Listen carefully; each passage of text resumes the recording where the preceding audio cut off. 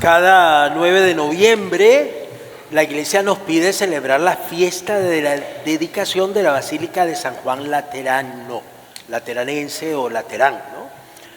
Es la primera iglesia que se construye después de la persecución. Fue dedicada en el año 324.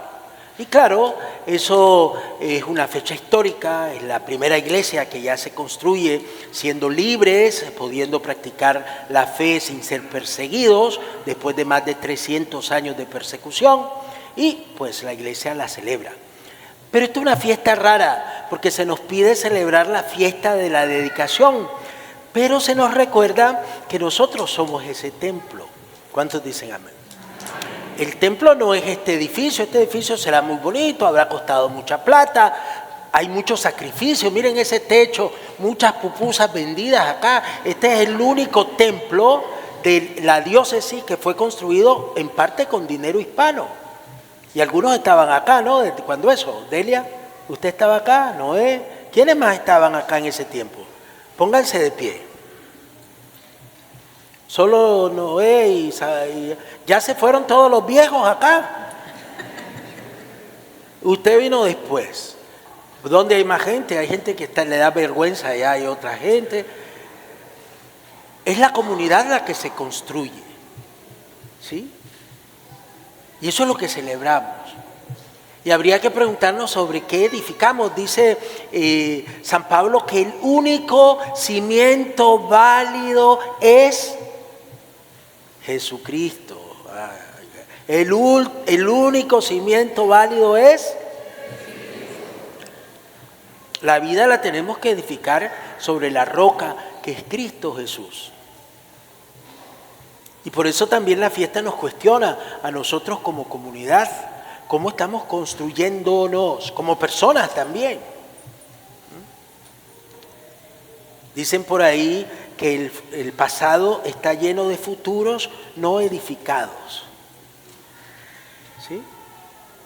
Soñamos cosas, pensamos cosas, pero no edificamos nada. Se quedan en proyectos, en planes. Voy a ser un católico de cepa de hueso rojo, pero me enojo con Jesús y ya no vengo. Me peleo con el gato y ya no vengo.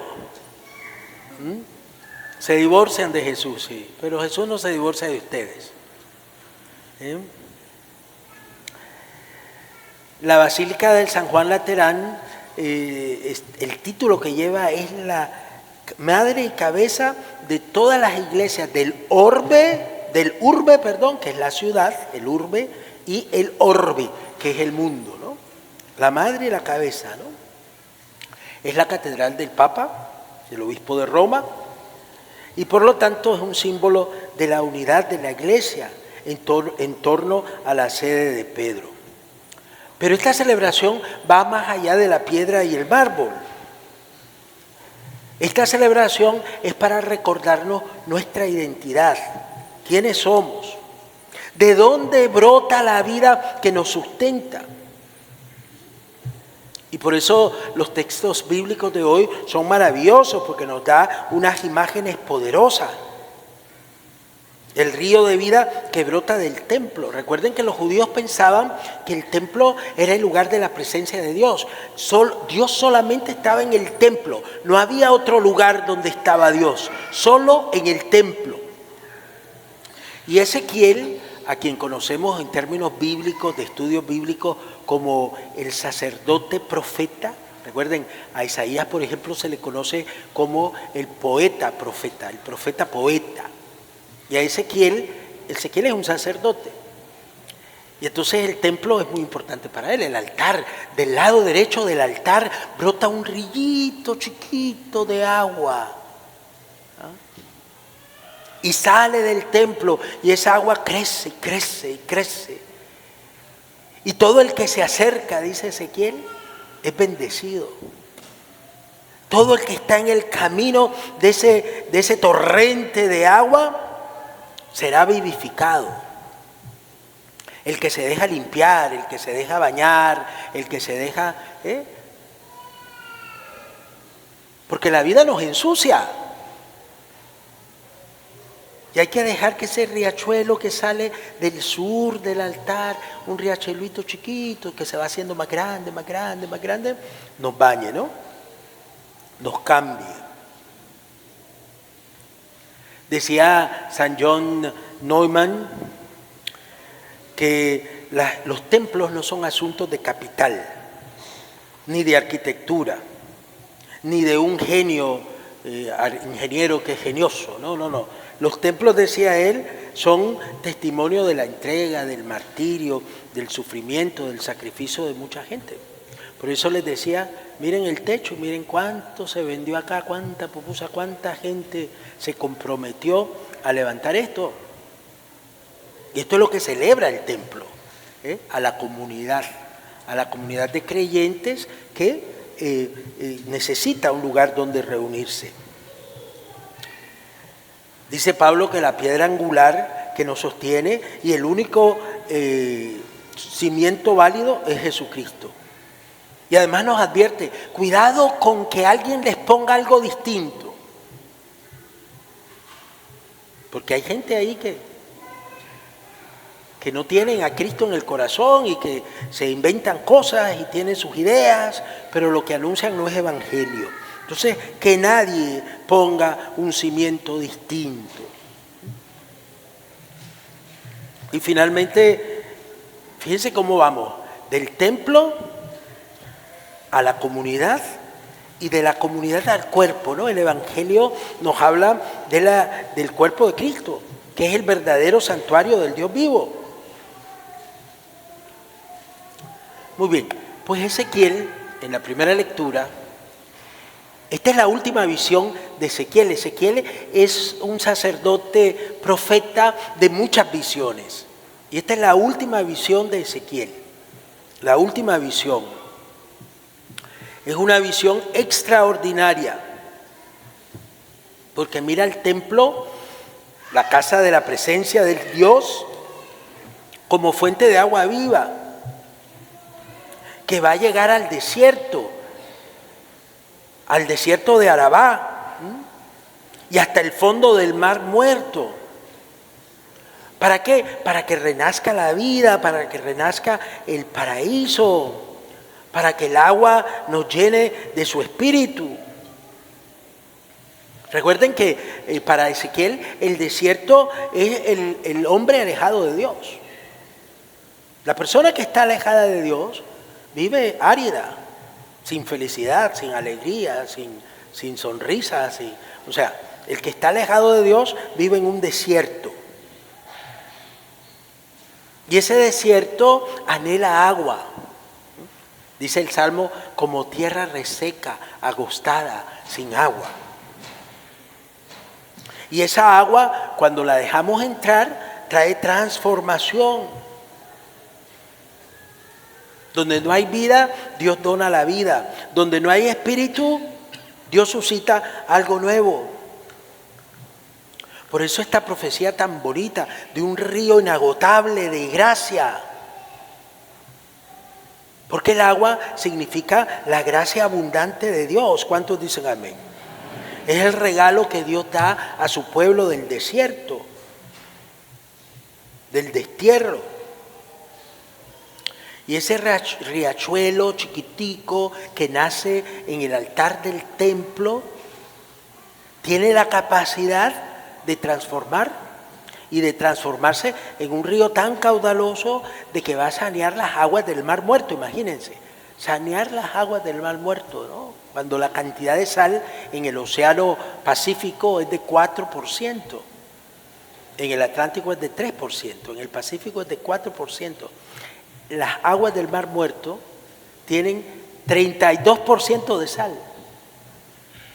No es posible la vida ahí, no hay vida, por eso se llama Mar Muerto. No hay pececitos, no hay vegetación, no hay nada. Lo único que se quedan ahí son las arrugas. Si usted se baña ahí, sale como bebita de 2 meses. Sí. De verdad, ¿no es verdad? Usted se bañó ahí, ¿verdad? Claro, es que no saben la experiencia tan hermosa de salir sin arrugas. Qué bueno. Muy bien. El río inagotable que nos transforma. Me impresiona Ezequiel porque dice el que se acerque al río. Hay que acercarse al río. Si te mantienes lejos de espectador, hay mucha gente que está aquí y está de espectador. Pues no pasa nada, no pasa nada, hay que acercarse al río. ¿Cuántos dicen amén? Muy bien. Pues a nosotros nos toca ser los cauces de esa vida nueva y preciosa, de esa agua que lo renueva todo, de esa agua que va llevando la fertilidad de la fe a los desiertos del mundo. El mundo vive en un desierto tecnológico, inteligencia artificial y todo, pero están vacíos, no tienen nada.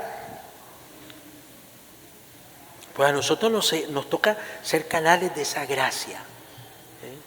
Llevar la gracia a nuestros hermanos. Hay veces lo que llevamos a nuestros hermanos son las desgracias, los pleitos, nuestros conflictos internos. Pero nosotros debemos de ser portadores de la gracia de Dios. ¿Cuántos dicen amén?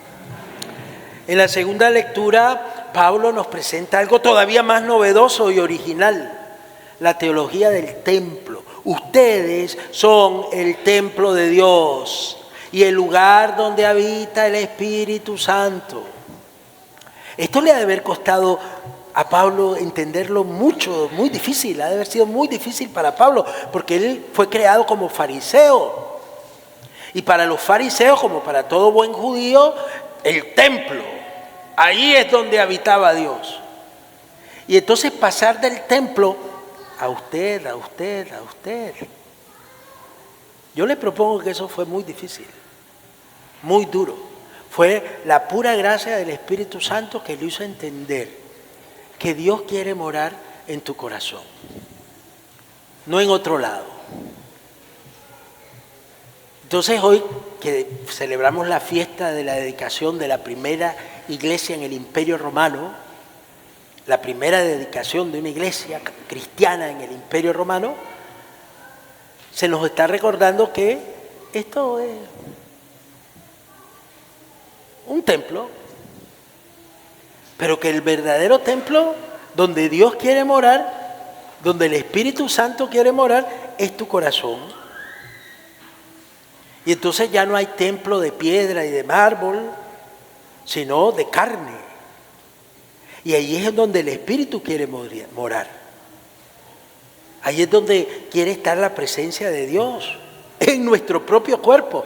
Yo les propongo que eso es atrevido, porque la mayoría de nosotros nos experimentamos como pequeñitos, pecadores, ¿o no? Hay algún santo acá, se levanta y se va inmediatamente, porque es un mentiroso. Y sin embargo, dice Pablo que ahí quiere morar Dios, en tu corazón, para transformarlo, desde luego, para cambiarlo. Lo que está diciendo Pablo es que la presencia de Dios se realiza en este mundo a través de nosotros y de nuestra historia. Y que juntos edificamos el cuerpo de Cristo, va a decir Jesús, va a hablar de su cuerpo. El nuevo templo es su cuerpo, es el mismo Jesús.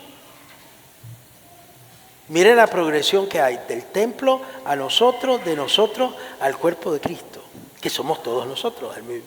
Es como una progresión muy hermosa, ¿no? Por eso estamos supuestos a edificar sobre la roca. Somos templo de Dios porque Él habita en nosotros.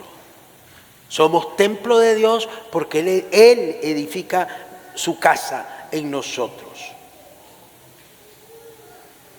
Ya nosotros, por lo tanto, nos corresponde escuchar su voz para no edificar fuera de su voluntad, sino edificar en y con su presencia.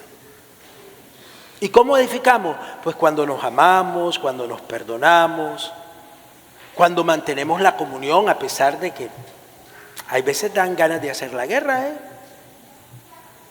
Hay gente que a uno le da ganas de hacer la guerra.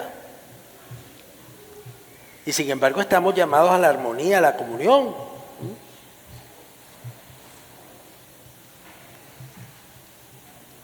Tenemos que renunciar a nuestras pobrezas, a nuestras fragilidades, para acoger las pobrezas y las fragilidades del prójimo, para ayudarles a bañarse en esa gracia maravillosa, en esa agua caudalosa que brota del templo. Entonces, ser hijos de Dios significa edificarnos sobre el cimiento sólido y válido que es Jesucristo. ¿Cuántos dicen amén? Templo de Dios y morada del Espíritu. Este sería como el núcleo de la dedicación de la fiesta de la Basílica Lateranense, ¿no? Recordar que el verdadero templo somos nosotros, que el verdadero templo es la comunidad viva de los bautizados, y que en esta comunidad la búsqueda de la santidad es esencial. El Evangelio nos habla del santuario del cuerpo. El capítulo 2 de San Juan nos presentan dos episodios en la vida de Jesús fundamentales.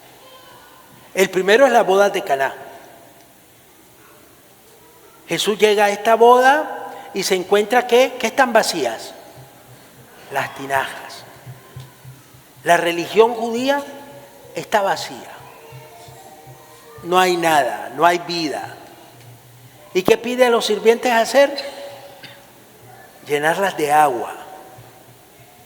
El agua es símbolo de la vida.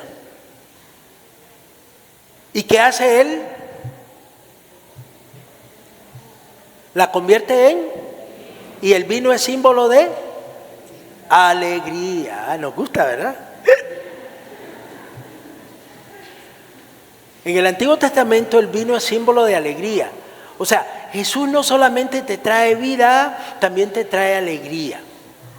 Y el segundo evento importante del capítulo 2 de San Juan es la purificación del templo, donde saca a todos los mercaderes de su casa. El celo de tu casa me consume. No va a permitir que la religión, que el templo se convierta en un gran negocio, que eso era lo que habían hecho los sumos sacerdotes.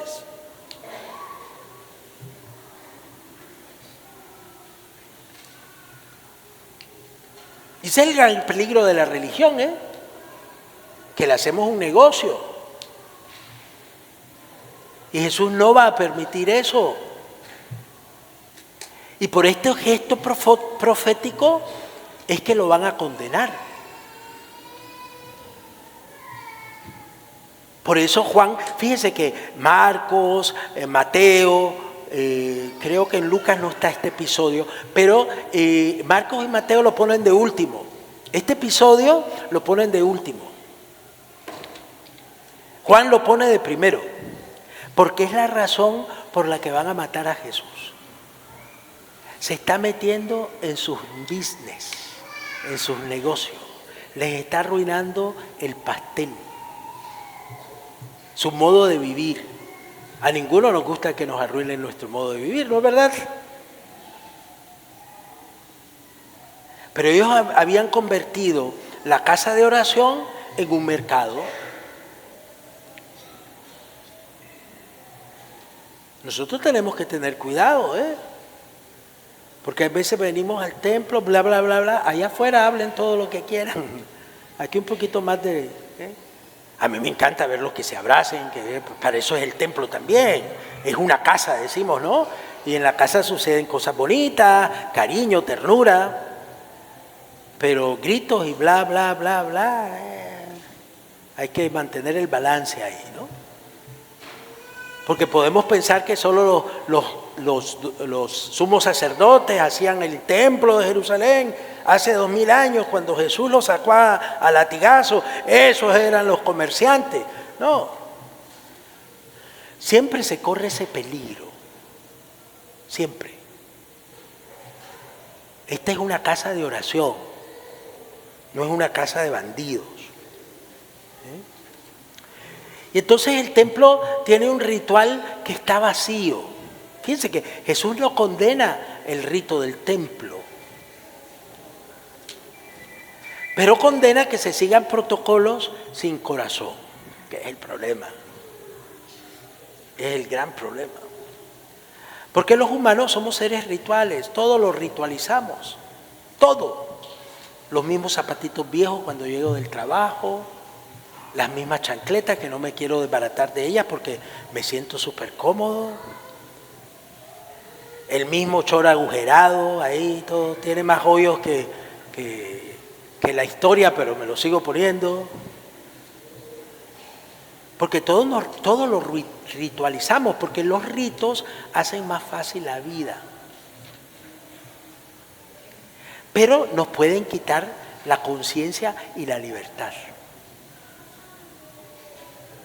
¿Sabes qué? Sí, somos seres de ritos y cosas, pero con cuidado. Porque si se va la conciencia, el conocimiento, conciencia con conocimiento, eso es lo que quiere decir ciencia, conciencia, entonces estamos perdiendo la vida, igual que la perdían los judíos del tiempo de Jesús.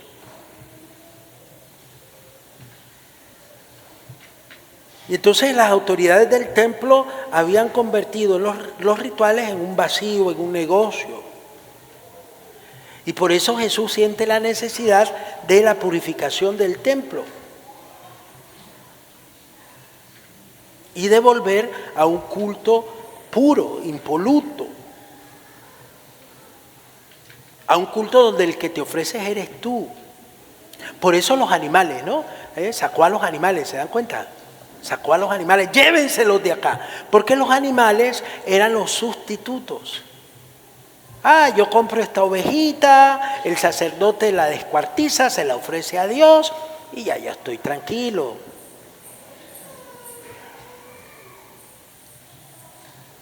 Y dice Jesús, no más sustitutos. Yo quiero tu corazón, yo no quiero tu ovejita, no quiero tu ofrendita, pongas bastante, porque es para ustedes. Es para ustedes, esto es para ustedes, esto no es para Dios. Dios tiene todo un universo que es precioso, la galaxia. ¿Han visto fotos cuando la NASA saca fotos de la galaxia y de todo? Qué lindo, ¿no? Esto es una porquería para tanta belleza. Entonces, no más sustitutos, no más animalitos que me reemplazan a mí. En vez de mi sangre, de mi vida, de mis cosas, entonces te ofrezco un animal. Y Jesús dice, no. Ahora nosotros no ofrecemos animal, pero podemos hacer cosas parecidas, Y si tú no le entregas el corazón al Señor, pues todo se vuelve una transacción comercial.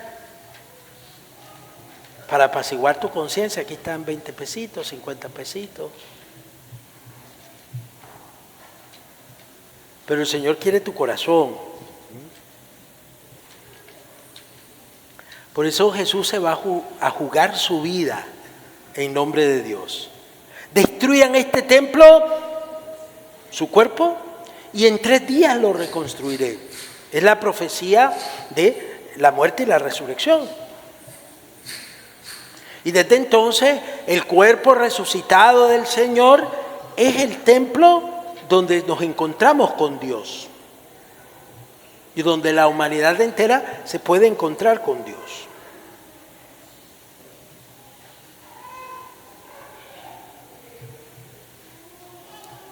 Decía el Papa Francisco que el templo debe ser un lugar de oración, no un mercado, no una aduana, un lugar de salida a misión, un lugar de misericordia, un lugar de acogida, un lugar donde somos purificados y llevamos purificación a los demás. Y no un lugar donde estamos a la defensiva, ¿no? El mundo nos ataca y nosotros nos defendemos del mundo. Porque hay gente que la iglesia la han convertido así, es campaña política y esto y lo otro.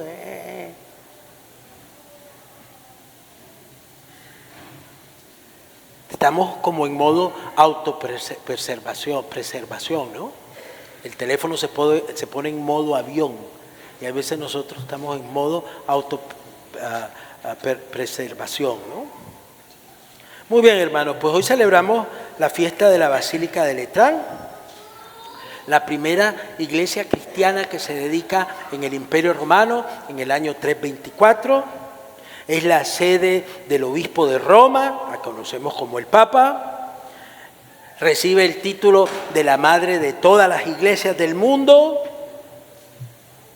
Pero al celebrar este evento histórico, la iglesia nos recuerda que cada uno de nosotros somos las piedras vivas de ese templo, que juntos formamos un solo cuerpo.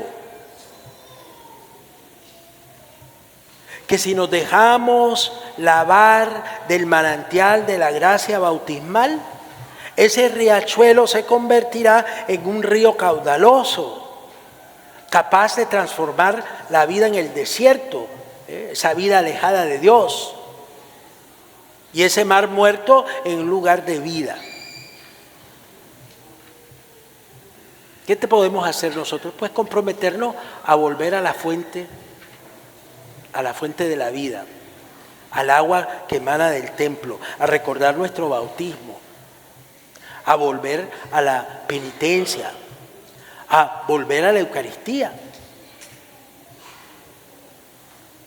que es el culmen de la vida cristiana, es la Eucaristía. Tenemos que comprometernos a eso para sanear nuestra agua podrida que a veces llevamos de muchos años y morir al egoísmo del mundo. El mundo vive en egoísmo. El mundo no aprecia ni tiene gratitud. Somos como una maquinaria hegeliana, ¿no? El devenir histórico, ¿no?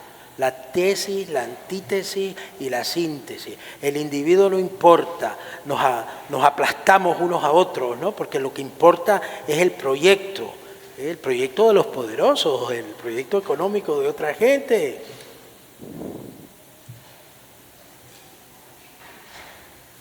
Por eso en la comunidad tenemos que aprender a cuidarnos, ¿sí? Todos tenemos que estar bien. Ay, que yo soy gringo, tengo ojos azules y ya, ¿qué me importa el que acaba de llegar? Porque hay gente que piensa así,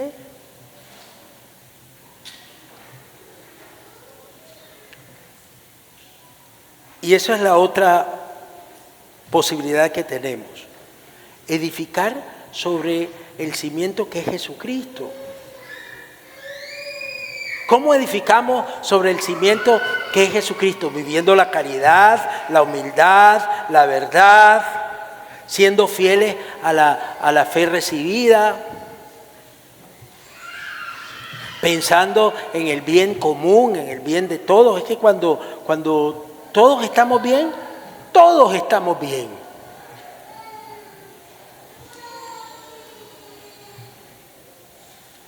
Qué bonito, pues celebremos esta fiesta con alegría y pensemos todas estas cosas que nos recordaron las Escrituras, Ezequiel, San Pablo en 1 Corintios y el Evangelio de Juan. Que podamos sentirnos precisamente eso, cuerpo del Señor. Así sea.